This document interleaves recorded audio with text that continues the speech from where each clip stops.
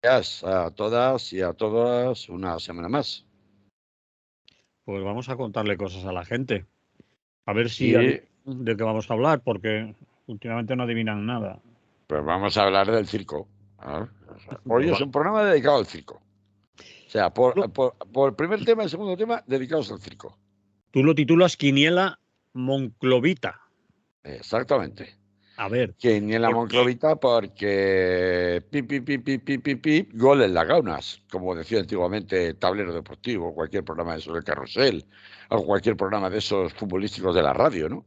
Eh, en fin, lo he titulado así hoy un poco para ironizar sobre la forma en la que se espectaculariza la política hasta el punto de vendernos como si fuera un acontecimiento estelar la conformación o la publicidad de los nombramientos de los nuevos ministros, algo que no es nuevo, por supuesto, con este gobierno, sino que ya se ha convertido en una tradición, pero que no deja de ser mucho ruido y pocas nueces, ¿no? Porque plantear estas cosas, la conformación de un gobierno de este tipo, en un gobierno de coalición, con un tema como un tema de vencedores y vencidos, y este de dónde viene, y va a haber más perfil político, a quién se le quiere dar la batalla, etcétera, etcétera, pues a mí me parece bastante absurdo teniendo en cuenta que en este gobierno hay una evidente línea continuista, que no es que de pronto yo me he levantado por la mañana y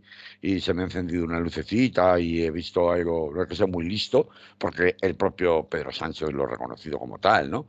La línea continuista, por tanto, que es un poco más de lo mismo que ya teníamos en el gobierno del Partido Socialista, que tiene clarísimo que bueno, pues que sigue o va a continuar desde el punto de vista de lo moderno, de lo importante, pues aprovechándose del rebufo de la Unión Europea, de los muchos miles de millones que todavía nos quedan por ser transferidos, y por eso pues mantiene los bloques importantes, como a Nede Calviño mientras dure, o a Teresa Rivera en Transición Ecológica, o a María Jesús Montero en Hacienda, o a José Manuel Álvarez en el Ministerio de Exteriores. Y luego, bueno, si quieres, pues entre comillas, no sé si llamarlo premio o llamarlo no sé qué hacer, o simplemente esto es gabinete de crisis y entonces hay que concentrar todos los ministerios de presidencia con el de justicia, que son los que van a tener que enfrentarse a la cuestión de la aplicación de la ley de amnistía y todo lo que va a venir después, con todo el enquistamiento del Consejo General del Poder Judicial y también con el enfrentamiento abierto y público que a costa de la ley de amnistía y del lawfare existe hoy día con todos los poderes relacionados con la justicia, pues el superministro Félix Bolaños, ¿no? Al que parece haberle puesto la capa de superhéroe socialista sin eso sí, nombrarle públicamente como vicepresidente del gobierno, que pasó ya tiene a cuatro señoras muy bien puestas, como la señora Calviño, la señora Díaz, la señora Rivera y la señora Montero, ¿no? A partir de ahí, todo lo demás, bueno, podemos hacer algunas consideraciones, como por ejemplo la cuestión de que se rumiaba la posibilidad de que Margarita Robles pasara al Ministerio del Interior y dejara Defensa, pero no ha sido así. Si hay una apuesta por la continuidad en este gobierno, más allá de lo que he mencionado en cuanto a las directrices económicas del gran capital internacional y de lo que diga la Unión Europea, la prueba definitiva de esa continuidad está en el mantenimiento de Margarita Robles en Defensa y de Grande Marlaska como ministro del Interior, que era uno de las carteras mmm, que verdaderamente eh, habían servido un poco más calientes siempre, pero es que además Marlaska ha protagonizado sonados escándalos en su actuación pública, particularmente respecto de lo que podríamos llamar movimientos sociales y movimientos sindicales. Estoy recordando las tanquetas en Cádiz, estoy recordando, por supuesto, el escándalo de la valla de Ceuta y Melilla, estoy recordando la no derogación de la ley Mordaza, estoy recordando tantas y tantas cosas que, bueno, la interpretación que hacen otros es la de, bueno, ya, pero es que Grande Marlaska le ha servido muy bien de pararrayos al presidente Pedro Sánchez, ¿no? Y esa es una interpretación que a mí personalmente no me convence, porque, bueno, si tú necesitas pararrayos, evidentemente todos los ministros del Interior sirven siempre de pararrayos al presidente del gobierno y a sus vicepresidentas, que normalmente, al menos ya en los tiempos de Mariano Rajoy, también eran vicepresidentas, igual que con Sánchez. Pero, a ver, si bien Fernández Díaz, cuando pierde las elecciones Rajoy. Bueno, no las pierde, yo creo que sí que las perdió, ¿no? En el 2019 con Pedro Sánchez, ¿no? Ya no lo recuerdo bien. Pero bueno. 2019 no fue nada. Bueno, es que no voy a decir nada. Si te equivocas tú solo. Bueno, Por tener a ver, hubo no tener fechas preparadas y meterte un en un jardín. Sí. No, pero vamos a ver, sí, pero vamos a ver. Hubo primero la división, o mejor dicho, la dimisión, la moción de censura contra el señor Rajoy, que quiero recordar fue en 2018.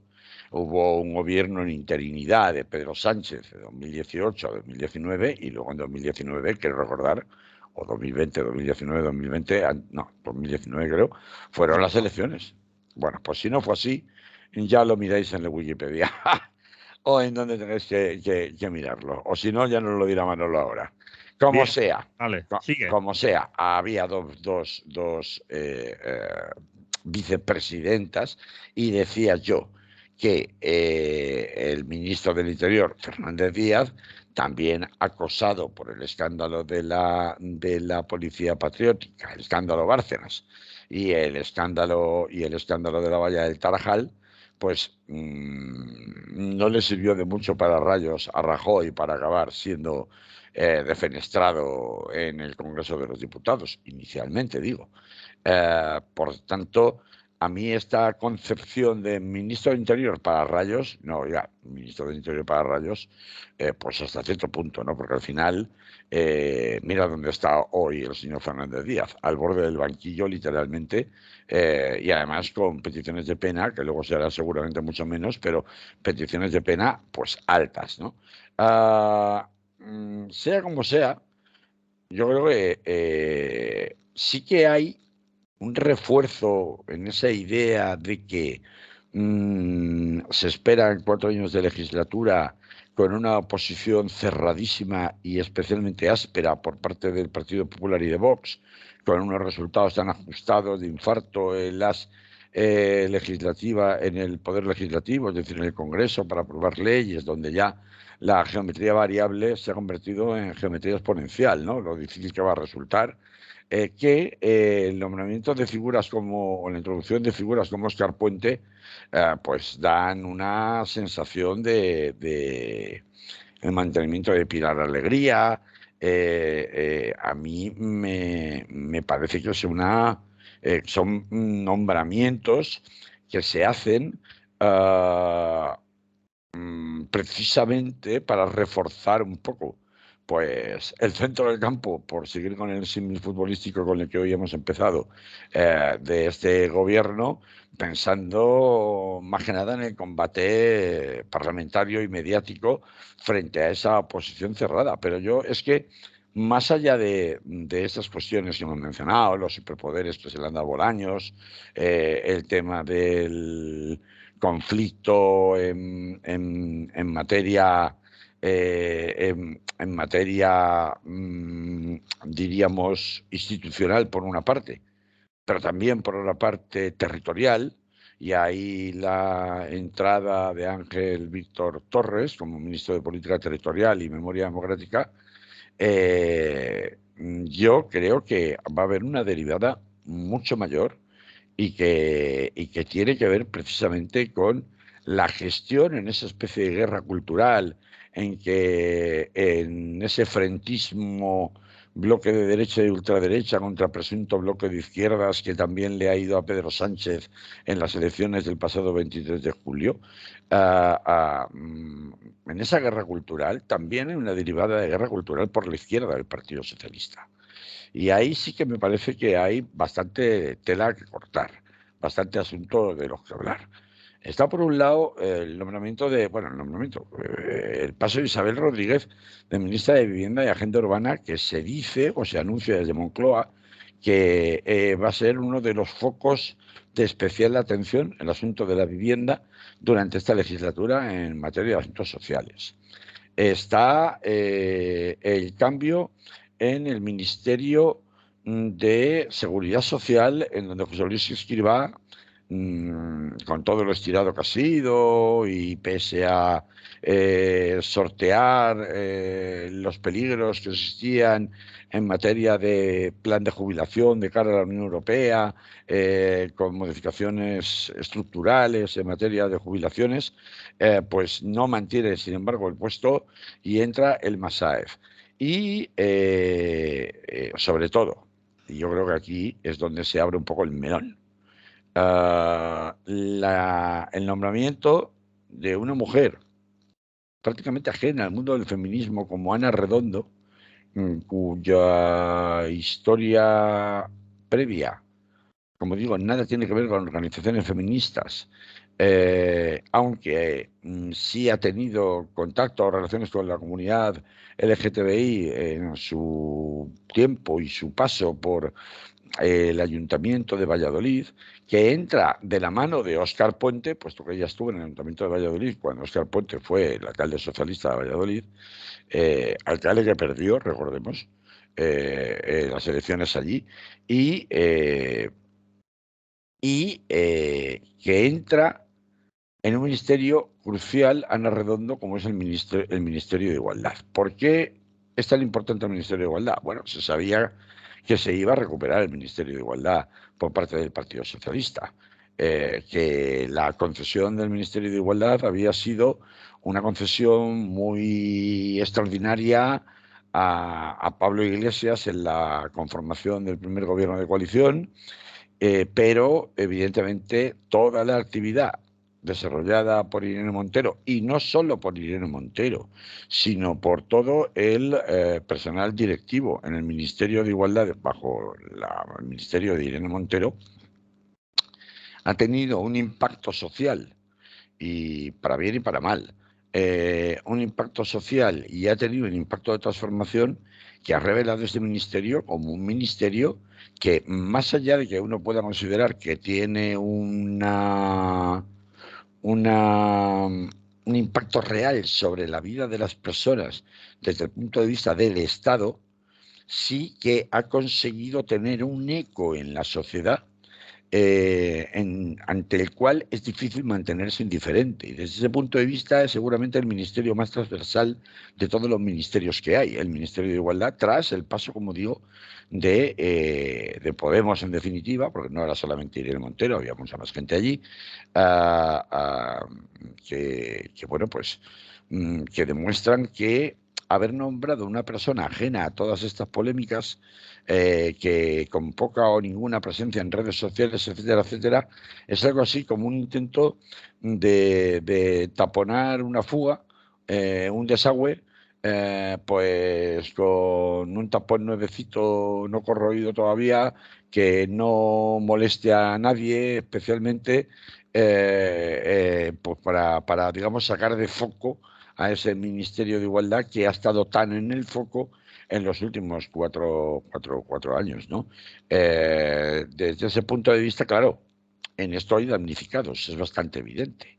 Y lo que ha sucedido, pues desde la investidura el pasado jueves hasta el día de ayer, cuando se ha conformado finalmente la lista con Podemos, y las negociaciones que había para ofrecer una cartera, y la exigencia por parte de Podemos de que no, que tenía que ser el Ministerio de Igualdad y tenía que volver a ser para Irene Montero, pues parece una demostración bastante palpable de que, vamos a ver, toda la política relacionada con el Podemos de Pablo Iglesias pretendía ser desautorizada no solamente por Pedro Sánchez, sino también por la propia Yolanda Díaz. A mí esto me parece súper obvio desde el momento en el que se nombra como ministro del cupo, digamos, de Sumar en este gobierno de coalición a alguien, no ya como Ernest Urtasun, que como ministro de Cultura, que había sido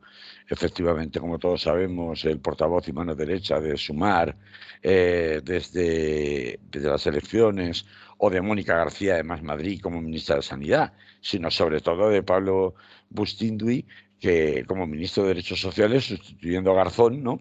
Que es una persona que empezó precisamente en el núcleo duro de Pablo Iglesias, pero que luego se fue con Errejón y que ha pasado al extremo contrario. Una persona, además, Pablo, muy conocida porque es cofundador del periódico Diagonal y del Salto, y escribe habitualmente allí, y ahora pues de pronto te lo ves de ministro. A mí personalmente es el nombramiento, tal vez porque es la persona que más conozco de todas estas, que más me ha chocado, ¿no? Es decir, me parecen tribunas bastante distintas, ¿no? El Salto y un ministerio, pero bueno. Pablo Bustinduy es un reconocido profesor, y bueno, pues es una figura que desde luego yo estoy convencido de que a Pablo Iglesias y compañía, que andan llamando traidores en los memes y estas cosas a prácticamente todo el mundo que les ha dado la espalda dentro de Sumar, pues me imagino que se habrá removido en el plató de su podcast cuando haya visto este nombramiento, al margen de lo sucedido con el nombramiento del Ministerio de Igualdad. ¿Qué querías decir, Manolo, que te he visto por ahí apuntando cosas? Pero eso ya tarde. Pablo Bustinduy es ministro de Derechos Sociales. A quien sustituye es a Ione Belarra. Ah, Ione Belarra, es cierto, Le sí. han añadido Pasa es que ha consumo, metido consumo, claro, ha metido pero consumo, pero de pegote, que lo llevaba Garzón. Pero en realidad y Agenda 2030, ¿que lo llevaba? el Ministerio de Asuntos Sociales y Belarra. Claro, bueno, pues han hecho ahí un refundidito, ¿no? De carteras, ¿no? Mm. Porque luego ha habido un desgajado por otro lado, ¿no? Pero, y por eso le siguen dando las mismas 22 carteras. No sé, a mí, siéndote sincero, a mí no me parece que este sea un gobierno. O sea, puedo entender el gobierno desde el punto de vista de que, bueno, hay que hacer un perfil más político porque la cosa va a estar bastante fea en la Cámara de Representantes, es decir, en el Legislativo, y que se presuma, por tanto, que va a ser un gobierno más de gestión política de lo que ya había, que de alumbrar tal cantidad de iniciativas legislativas como se alumbraron y se sancionaron en el BOE en los 4 años anteriores, puesto que conseguir acuerdos para sacar leyes adelante va a ser dificilísimo, que mejor que la caja de grillos resuene en todo caso en el Congreso que no dentro del Gobierno, para eso ya han tenido experiencia estos 4 años, y porque en el Congreso además quedará más diluido, dado que la necesidad de acuerdos ya aparte de conformar pues todo un frente tan heterogéneo con los nacionalistas catalanes enfrentados entre sí o con los nacionalistas vascos enfrentados entre sí porque tienen unas elecciones autonómicas en 2024, que puedo entender, en consecuencia de ese panorama, la conformación de un gobierno de estas características. Pero desde luego no parece un gobierno de transformación, parece más bien un gobierno de gestión de lo que ya había, de lo que ya hay, y para bien y para mal. Es verdad que, pues hombre, cabe presumir que no deberíamos volver a tener algo tan extraordinario como la pandemia que sufrimos durante el legislativo anterior, durante el gobierno anterior, que las consecuencias del conflicto Israel-Palestino, Israel y Palestino, pues son consecuencias que, bueno, realmente son incalculables ahora mismo para la política internacional y también para la política nacional diaria.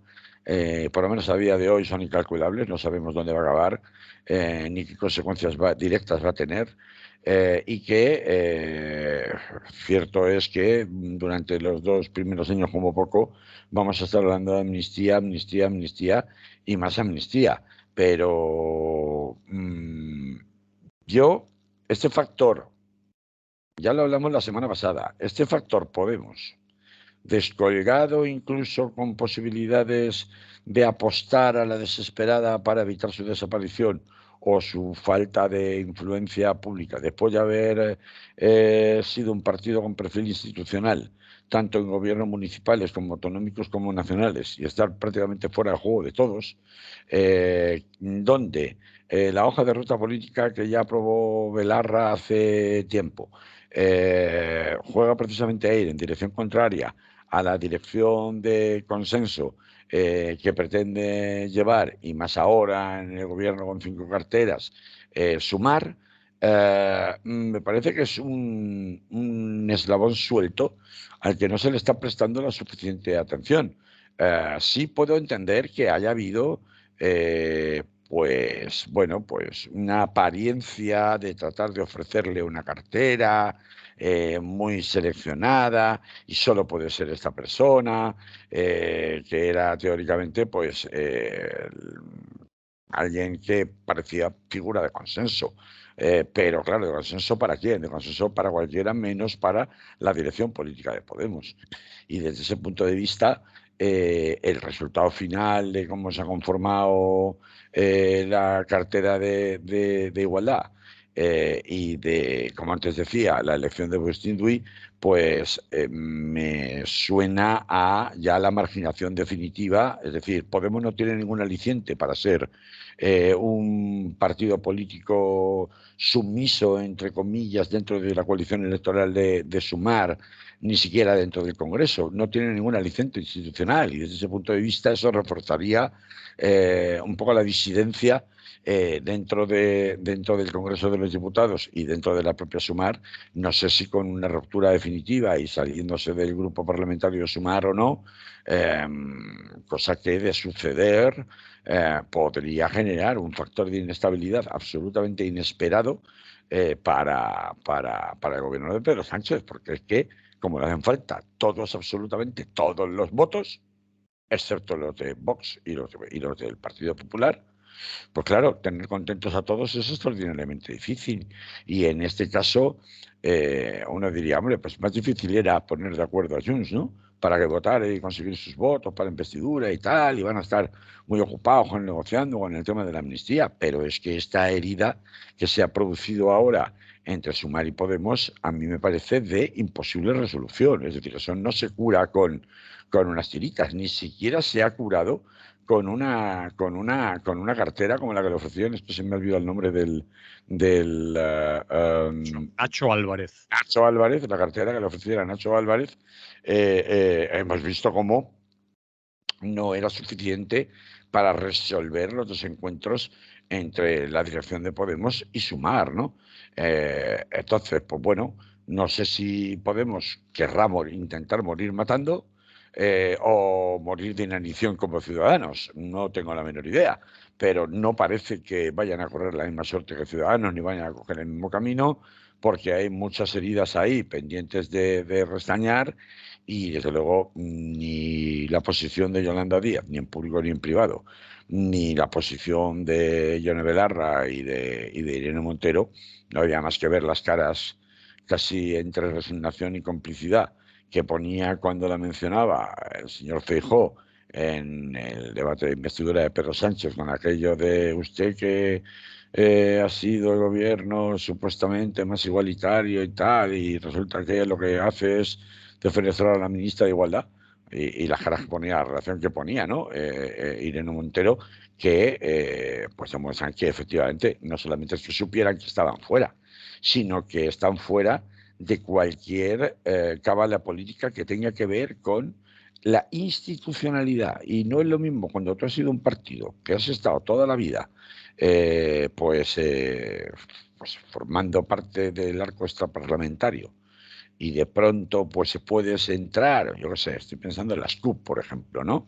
Que en principio no eran un partido con vocación de Estado, aunque ese Estado fuera Cataluña, y poco a poco acabaron entrando en las instituciones de una manera tal que empezaron a tener, si no llegan a tener presencia en gobierno, que yo recuerdo, el gobierno de Cataluña, digo, pero sí, no solo presencia, sino papel especialmente destacado en la gobernabilidad y en el funcionamiento del Parlamento de Cataluña.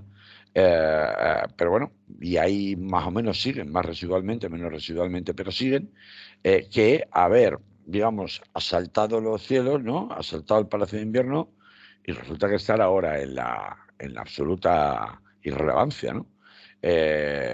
Por eso digo que me parece que esta es una herida en la conformación de este gobierno muy mal cerrada y que le puede dar serios disgustos a no tardar mucho en el Congreso de los Diputados, que es el único sitio en donde Podemos se puede hacer valer como formación propia. Y eso pasa por romper definitivamente la disciplina de voto con el grupo parlamentario de Sumar, y pasa por romper los acuerdos que en su día tuviera con Sumar para concurrir juntos a las listas, por mucho que le amenacen con que le van a quitar la asignación que tenga como consecuencia de su participación en el grupo parlamentario. No sé cómo lo ves tú, Manolo.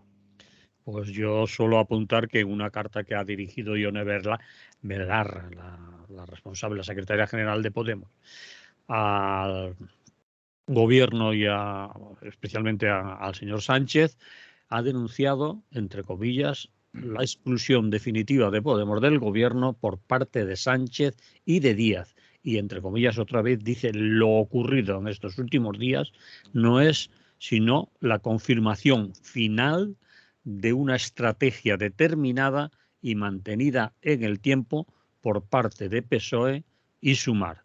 Es decir, que es muy duro, es una acusación por escrito y ya definitiva como estrategia del PSOE y de Sumar de deshacerse de Podemos. No es un comentario de analistas políticos, ni una intuición, ni declaración así a bote pronto, sino una carta de la Lo que secretaria. confirma lo que yo acabo de contar, que tampoco hay que ser muy listo, porque el mismo nacimiento de Sumar y cómo se conformó el nacimiento, el anuncio durante un año hablando de Sumar, sonaba a submarino teledirigido contra la dirección de Podemos desde Moncloa y desde el gabinete de Pedro Sánchez, pero vamos, a leguas. Esa forma de primar, esa complicidad con Yolanda Díaz, cuando ni siquiera Yolanda Díaz todavía había anunciado ni siquiera la conformación de Sumar. Vamos, quiero decir, no hacía falta ser muy listo para darse cuenta que esto no era inocente, no era casual, el mismo que se le dio en determinada prensa a Yolanda Díaz, que recordaba en su momento a cierto mimo que se le dio durante un periodo de tiempo más corto que el que le hubiera querido en las televisiones a Pablo Iglesias. Vamos, sonaba a operación teledirigida Está claro. desde el primer día. Y esto es Estrategia determinada y mantenida en el tiempo, acusación a Pedro Sánchez, al PSOE y a Sumar, y escrita. Otra cuestión distinta es en qué manera va a reaccionar ante este divorcio evidente que se acaba de consumar con la carta que mencionas ciertamente de Ione Belarra. ¿En qué forma esto se va a consumar? Ya hemos apuntado cómo puede consumarse este divorcio, o qué efectos puede tener este divorcio una vez consumado ya y declarado públicamente en las instituciones donde todavía Podemos participar, pero habrá que ver también cómo va a afectar esto al electorado, que al menos en aquellos territorios donde Podemos tenga todavía alguna implantación, que son pocos, y ese es el gran problema, que yo no tengo tan claro, que desde la dirección de Podemos en Madrid, todo pasa por Madrid, todo siempre en Madrid, y no es verdad, porque como una y otra vez hay que repetirle a los que están en la Villa y Corte, hablo de Madrid como Villa y Corte, no como ciudad, sino como Villa y Corte, pues hay que repetirle una y otra vez a los cortesanos que España es mucho más grande que la Villa y Corte.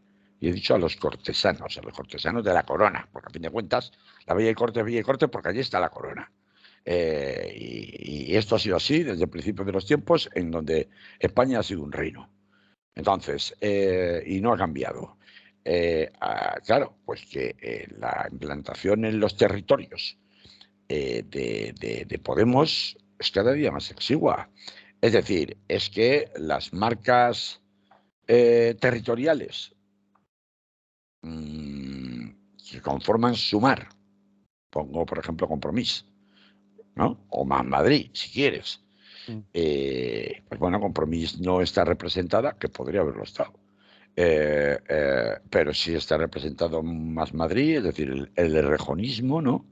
Además muy reforzadamente. ¿Qué van a hacer el electorado de Sumar? cuando en las elecciones europeas de 2024 se planteen, sin ninguna duda, dos candidaturas distintas, porque ahí no va a haber unidad de candidatura, Dependerá también un entre poco, Sumar y Carlos, Podemos. dependerá un poco, Carlos, de cómo actúe Podemos, cuál sea su estrategia y sus tácticas a partir de ahora en las calles, en los movimientos sociales, en la vida sindical, hasta las próximas elecciones, y se presentan por separado, parece ser, a unas europeas se vota a nivel de todo el Estado, es decir, una Ahí circunscripción voy, ahí voy. única. Así es Sí. como empezó Podemos, ahí arrancan otra vez y sobre todo financiación, dinero, porque Podemos se puede quedar seco de aportaciones económicas al no tener ministerio. Ya veremos lo que pasa también si les dan a los diputados, diputadas de Podemos en las Cortes comisiones y algo más que el salario base de un diputado, y pueden mantener con eso las sedes. Muchas de ellas han tenido que cerrar y en otras despedir a la mayoría de los trabajadores y trabajadoras. Por lo tanto, la red de infraestructura de locales influye muchísimo en un partido Es que orgánicamente. a eso voy, es que a eso voy, es que a eso voy. Aunque la Necesitan vota, pasta, aunque necesitan pasta aparte de cargos, dinero. es que aparte de la pasta y aparte de cargos, cuando yo hablaba de cómo va a reaccionar el electorado de Sumar, hasta ahora Podemos está todavía oficialmente en Sumar, de cara a unas elecciones europeas con unas candidaturas divididas, lo decía en el sentido de que si tú quieres generar expectativa de voto y conseguir voto, captar cuota de mercado en definitiva, tú necesitas militantes, tú necesitas gente en los territorios que además va a tener que luchar la captación de esos votos con o bien otras marcas territoriales, por eso he mencionado Compromiso, Más Madrid, que también van a pelear por en ese mismo territorio conseguir esos mismos votos, porque es circunscripción única, y además de eso te vas a encontrar con que hay territorios en donde ni siquiera Podemos tener ninguna clase de implantación, Pero o fíjate la tener una diferencia. implantación minúscula. Pero fíjate la diferencia, por ejemplo, de Podemos. En unas europeas en circunscripción única, Podemos es una marca que aún conserva la territorialidad de todo el Estado. Compromís en Galicia le vota nadie. No, pero es que no Pero votas a Compromís, votas a Sumar. si votas a Sumar, otra cosa, pero Claro, claro, Sumar, votas a Sumar. vamos a ver si Sumar en las locales, en las autonómicas e incluso en las europeas se va a juntar Compromís. Compromís también va a querer autonomía para ayuntamientos y sobre todo la comunidad. Mejor me lo pones, Por porque eso esa atomización, que Sumar no sé está si era. sin soldar aún. Por Sumar es, supuesto, por supuesto, a eso voy. Y precisamente por eso que está sin soldar y que desde ese punto de vista es en realidad una coalición, porque lo que es no es ni siquiera un partido político, es una coalición electoral, nada más. Entonces, de distintos partidos políticos que se coaligan, firman unos contratos, porque es lo que son realmente, para concurrir juntos con determinadas expectativas de reparto de determinadas condiciones a unas determinadas elecciones. Es de presumir que vamos, Yolanda Díaz no habrá llegado tan lejos hasta aquí para luego no tratar de promover una repetición de esa candidatura electoral conjunta bajo la marca Sumar. Otra cosa distinta es que consiga atar el compromiso de partidos como, por ejemplo, tú mencionabas Compromís, que no pretendan postularse por separado. Ante esa debilidad estructural propia de algo que ni siquiera es un partido, sino que es una verdadera cuestión coyuntural, como ha sido Sumar, el factor disidente de Podemos puede terminar de atomizar el espacio a la izquierda del Partido Socialista, peligro para los socialistas, no para los ciudadanos. Sería mucho más discutible eso. Para los socialistas, peligro de atomización que ya me parece que es el propio Pedro Sánchez el que ya lo vio venir y lo avisó. Es decir, que tampoco hay que ser muy listo. Es decir, que para darse cuenta de que está clarísimo, cuando se presentan separados y divididos pierden, cuando se presentan juntos, pues igual acaban consiguiendo hasta gobernar, como ahora, por los pelos. Se quedan igual, no aumentan, ni doblan, ni triplican. O pierden o ganan, porque sobre esto ha habido experiencias diversas, ¿no? Hemos visto elecciones en donde Podemos se presenta por separado de Izquierda Unida y sacan mejores resultados, y luego se presentan juntos y sacan peores resultados. Es decir, que esto... Hay gente de Izquierda Unida y de Podemos que no votarán los de Podemos a Izquierda Unida, ni de Izquierda Unida a Podemos, ni borrachos. Es decir, Claro, claro, claro. los odios son mayores que las posibles afinidades y en la militancia no digamos, porque Y si ahora, escuchas claro, y ahí estamos. lo que se dicen es poco bonito. Lo que se Claro, y dicen entonces, es poco bonito. claro, bueno, de traidores para arriba. O sea, entonces, Y otras cosas que a por eso he veces dicho para arriba, otra cosa que no podemos decir. Entonces, por eso estoy diciendo que, dado que la conquista del disputado voto del señor Cayo, como la célebre película aquella, se va a producir territorio por territorio en el mismo espacio a la izquierda del Partido Socialista de cara a las elecciones europeas, ahí es donde verdaderamente se va a ver si el factor disruptivo de Podemos, tal y como ha quedado tras la conformación de este gobierno, es un factor que definitivamente acaba ramblando con este invento con gaseosa que ha sido Sumar, o por el contrario, Podemos es el que acaba desapareciendo por falta de capacidad, por un lado, de atraer, teniendo que competir con otras fuerzas políticas en el marco de la izquierda del Partido Socialista, con unas condiciones de inferioridad notables desde el punto de vista financiero, desde el punto de vista de militancia en todos los territorios donde hace falta que esa militancia esté, y no los tiene, porque Podemos nunca los ha tenido en zonas concretas. Claro, ahí está, por ejemplo, el factor de los comuns. ¿Qué harán en los comuns? Uy, ya hay gente huyendo, es decir, el número 2 de Ada Colau en el Ayuntamiento de Barcelona ya se ha alargado porque en Madrid le han dado un carguito, es decir, Claro. a la espalda del portavoz, que no me sale nunca el nombre, de Sumar, Ernesto Urtasun. pues se va de director general. Es decir, son los políticos y es política. Es decir, Exactamente. Mira Mónica García, cómo queda la oposición a Díaz Ayuso en la Asamblea de Madrid si Mónica García se va de ministra. ¿Qué van a poner? ¿A Rita no, Maestre?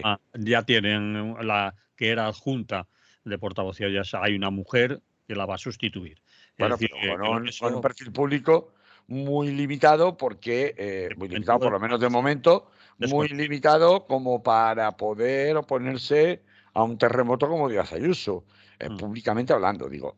Quiero decir, para mí, cuando yo decía que este gobierno es un gobierno de continuidad, lo es desde el punto de vista institucional y desde el punto de vista internacional, lo es desde el punto de vista de que, bueno, pues ha acabado pasando lo que cabía prever. La trinchera, hay que reforzar la trinchera de la guerra cultural y política por la amnistía, pero verdaderamente donde deja un panorama mucho más incierto es justamente a la izquierda del Partido Socialista. Y me parece que esta es la parte que es más remarcable de la formación de este gobierno de Pedro Sánchez, que por supuesto veremos cuánto dura en función de cuánto dura esta legislatura, porque ya sabemos que por mucho que pretendan gobernar por decreto y por vías urgentes y tratar de evitar en todo lo posible conflictos con sus socios para que lo importante que es naturalmente la aprobación de los presupuestos no se ponga en riesgo, no vaya a ser que entonces sí que tengan que repetir elecciones tal y como quería el señor Feijóo, pues con todo y con eso me parece que es por ahí por donde se puede acabar descosiendo, por el lado a la izquierda del Partido Socialista, la legislatura y el gobierno, igual, por aquello que te he dicho, políticos son políticos, mucho antes que por el Frente Nacionalista, tal y como se suponía que podía acabar sucediendo, en donde la posibilidad de intercambiar cromos es mucho mayor que en este espacio tan reducido a la izquierda del Partido Socialista,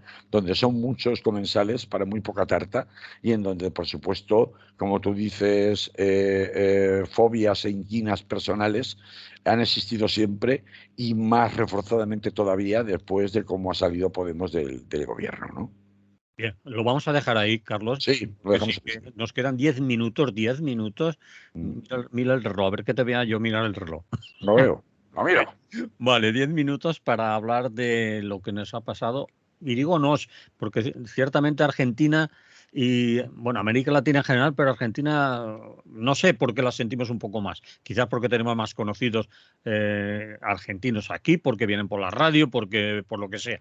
Cada uno tiene sus afinidades. Hombre, sí, dale un cariñoso saludo, por lo menos de mi parte, tú sabrás los tuyos, a Robbie Bertassi y a muchos más, efectivamente, conocidos y amigos y amigas, argentinos y argentinas, que son un poco como los primos, ¿no? Yo creo que culturalmente hablando, aunque con México también existen lazos de unión históricos muy importantes, pero yo creo que con Argentina, desde el punto de vista cultural, hay una mayor implicación histórica desde España o por parte de los españoles, ¿no? Y por eso entiendo tu razonamiento de que lo sentimos como más cerca, más propio, más nosotros, ¿no? Como has dicho, ¿no? Bueno, pues has titulado a Argentina a la desesperada y todo el mundo sabe ya que el señor Milei y su motosierra han ganado y además no por Su poco. motosierra. Sí, no por poco, bueno, porque era un poco la caricatura que se nos ha presentado aquí y en algún medio, bueno, se han quedado. Bueno, la caricatura que ha querido hacer él, porque Sí, él sí, es pero es especialista en caricaturizarse, ¿no? O bueno, sea, pero es que a medios de comunicación que se les supone más rigurosos y más serios pueden contarnos algo más de Milei, de su propuesta política y otras cosas que decirnos que tiene una motosierra, que habla con los perros.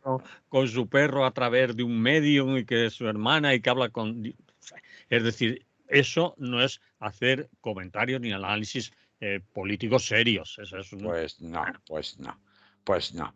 Lo que pasa es que yo, en fin, evidentemente había que comentarlo. eh, en- yo he estado en Argentina 4 veces. O sea, no que conozca mucho Argentina, ¿no? Porque he estado periodos cortos de tiempo, relativamente cortos, pero he estado en distintas partes de Argentina, no solamente en Buenos Aires, capital federal. Y puedo entender en parte lo que ha sucedido.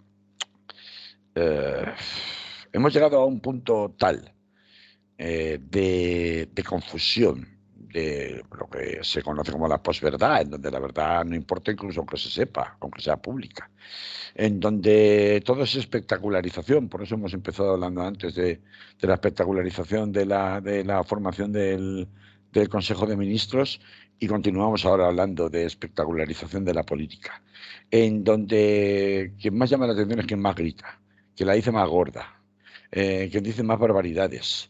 Y vamos, o sea, mi ley no es que haya dicho barbaridades porque lo digan los medios de comunicación, es que no ha parado de decir barbaridades constantemente, pero barbaridades imposibles de cumplir además, con lo cual, Estoy de acuerdo contigo, Carlos, pero también tendrá un programa político, económico y social, que eso no se hace a base bueno, de sí, barbaridades. pero su programa político, económico y social, para empezar, está muy marcado porque ha habido, o sea, él propugna una receta ultraliberal de reducción al máximo nivel del Estado, al que acusa de ser el causante de todos los males de los argentinos en un momento de inflación del 142%. Eh, Esto es muy gracioso, si no fuera tan triste y tan trágico, de decir en un país como Argentina, que es un país fortísimamente subvencionado, donde muchas personas viven gracias a la ayuda social de un tipo o de otro, y no estoy hablando solo de desempleados, estoy hablando, por ejemplo, que Argentina es un país eminentemente agrícola y gran parte de la política agrícola de Argentina está subvencionada, por lo tanto no hablo solo de los desempleados o de los excluidos sociales, de los que también, bueno, cabría hablar por la importancia en número que tienen en Argentina y que ha crecido exponencialmente en los últimos años del kirchnerismo. Este señor, bueno, pues es sabido, porque no es público, ¿no? Que propugna no solamente la reducción de del Estado a la mínima expresión, en una concepción extrema de lo que en Estados Unidos llaman el libertarismo malentendido, eso que a nosotros nos molesta tanto por razones obvias, históricas obvias, y que incluye en ese ultraliberalismo absolutamente extremo, no solo la eliminación de una gran parte de la administración pública, sino también la privatización de la sanidad, de la educación, y que son, por ejemplo, como ocurre en España, sectores que tradicionalmente habían sido universales y gratuitos para los argentinos, y propone la dolarización de la economía, fórmula que se llevó a cabo en Ecuador a comienzos del siglo XXI y que ya sabemos a lo que ha conducido, al Ecuador que hay hoy, que es un Ecuador ingobernable, ¿no? Es decir, en donde, pues mira, las acciones argentinas se han disparado en Wall Street, nada más ser elegido Milei presidente. Claro, entonces, cabe explicar además que Milei gana finalmente porque obtiene un respaldo institucional, lo que institucionaliza al peluca, al loco, como le llaman en la propia Argentina, lo que le da un marchamo institucional y por tanto de hombre de Estado es el apoyo de Mauricio Macri, a través de Patricia Bullrich, que es quien pierde las primarias contra Milei y que era la protegida, Patricia Bullrich, de Mauricio Macri. Mauricio Macri, para que no lo sepa, no esté tan al tanto de la vida política argentina, es un funesto personaje, pues otro de los tantos caudillos al estilo Menem que surgen de cuando en cuando desde Argentina, y es un personaje que ha sido alcalde de Buenos Aires, presidente de Boca Juniors, el club con más solera en la capital federal y en toda la Argentina, lo cual, teniendo en cuenta que el fútbol en Argentina es una religión, tiene un impacto social muy por encima de muchos políticos y que ya nos pone en la pista de que realmente esta destrucción del estado del bienestar, que ya no era ni estado de bienestar, o lo era muy venido a menos en las últimas 2 décadas en Argentina, pues a ese estado de bienestar un tanto socialdemócrata del kirchnerismo se le opone un modelo que es un engañabobos, realmente, en el sentido de que se va a priorizar naturalmente a los que tengan cuentas en dólares en el extranjero, a los que tengan capacidad de relaciones comerciales con el extranjero, y se va a potenciar, en definitiva, a los grandes capitales en Argentina. Esos son los que van a salir ganando con esta política. Por eso las acciones argentinas se han disparado en Wall Street. A partir de este momento, lo que nos encontramos además es alianzas extraordinariamente peligrosas con este personaje encima de la mesa, ya no solo por sus locuras, que luego veremos si se le impone algún tipo de corsé que, digamos, impida que el Estado como tal institución argentina, prácticamente se suicide. Más allá de que se le equipare a Donald Trump o a Jair Bolsonaro, esto desestabiliza completamente la idea de un sur global en América Latina con Lula da Silva en Brasil, entrando en la Organización de Cooperación de Shanghái. La desaparición del Banco Central argentino, esto, bueno, abre una incertidumbre de inestabilidad gigantesca y lo peor es que además ya ha amenazado con que el que se oponga, dice él, con violencia, va a ser reprimido durísimamente. Es decir, esto, vamos a ver, conociendo los precedentes históricos del peronismo, que otra cosa no, pero capacidad de organizarse en las calles tiene un montón, esto hace presumir un periodo de tiempo de una inestabilidad siniestra en Argentina, como no se conocía, teniendo en cuenta además que su vicepresidenta es una señora negacionista de la propia dictadura argentina, ¿no? Entonces, claro, yo no me imagino a la Madre de Mayo, a las que por supuesto le van a quitar la subvención ya mismo, bueno, pues tragándose sapos y culebras salidas de esta gente que se dedica directamente al insulto y a la ofensa personal desde el principio. Así que es un día triste, desde luego que sí, para los argentinos, es un día triste para todos nosotros, pero recordemos que estos monstruos que da la razón se producen porque han sido criados precisamente por aquellos que se proponían como alternativa, en este caso Sergio Massa, a esta clase de monstruos. Y al final la desesperación de los pueblos es tan grande que ya le da igual 8,80 y si se tiene que ir todo al garete y quemarlo como si fueran fallas, pues mira, lo quemamos todo sin tener en cuenta que ese estoy harto y lo quemo todo, al final puede suponer que quemen tu propia casa o tu propio futuro, ¿no? Esto es lo que hay y con esto pues vamos a terminar hoy. Muy bien, Carlos. Me gusta que terminemos ahora, así que quedan muchos días para seguir hablando. Motivo nos darán de Argentina, de las... Y tanto, por ejemplo, con la ley del aborto legal que se aprobó en 2020, pobres argentinas, Ya, entre otras muchas. ya iremos hablando, no empecemos, si no volvemos a enrollarnos. Hasta la semana que viene. Igualmente, hasta la semana que viene y un saludo para todas y todas, menos para Javier Milei y Victoria Villarruel, Muy su bien. vicepresidenta. Vale, pues dicho queda. Vale, hasta la semana que viene.